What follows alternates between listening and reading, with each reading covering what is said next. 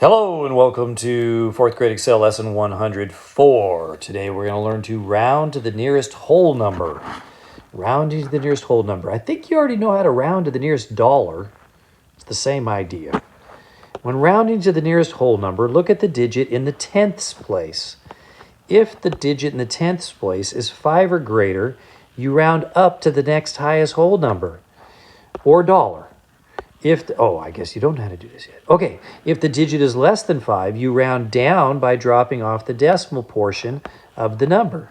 For each problem, round to the nearest whole number. 6.37 rounds to 6, which is kind of like 637 rounding to 600, but we just got to keep that decimal point in there. 7.50, because that 5 is halfway between 7 and 8, we're going to round it up to 8.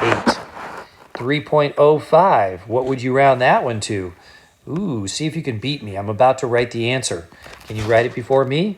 That rounds to 3. Okay, pause the video. Try number 4 by yourself. 2.47. We look to the right of the 2. It's a 4.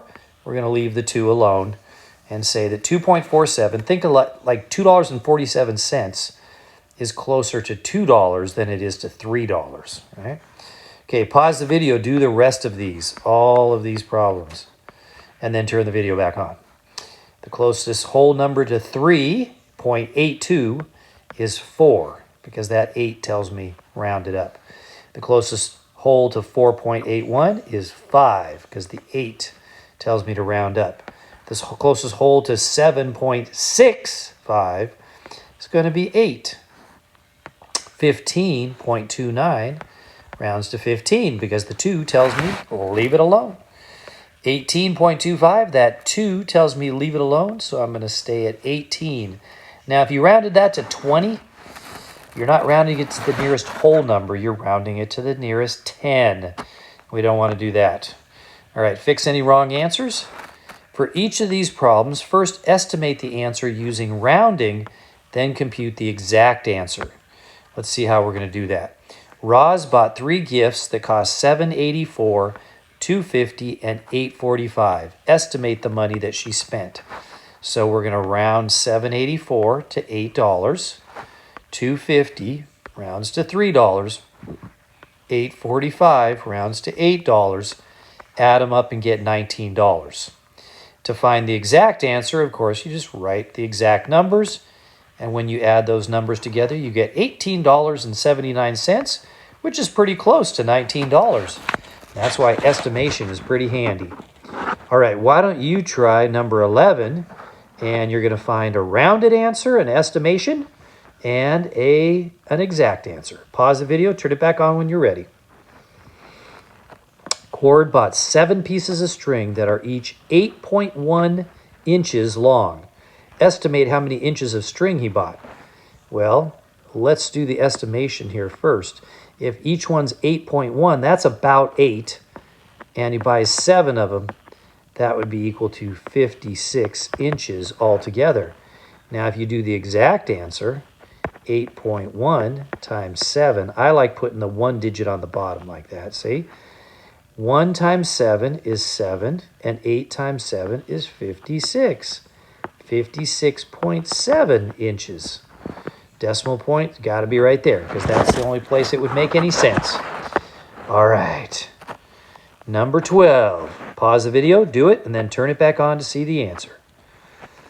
Tina wants to buy a CD that costs $8.95. She has $2.72. Estimate the money that she needs. CDs are these old things we used to buy that had music on them.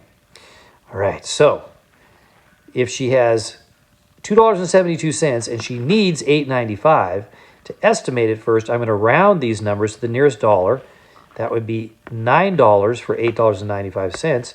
$2.72 is about $3 if I round up. So she needs about $6 before she can buy that CD. Now, if you do the exact answer, $8.95 minus $2.72, 5 minus 2 is 3. 9 minus 7 is 2. 8 minus 2 is 6. She needs exactly $6.23. Okay, pause the video, try the last one, and then turn the video back on. Lee is 58.2 inches tall. Patrick is 44.7 inches tall. Estimate how much taller Lee is than Patrick. So 58.2 rounds to 58.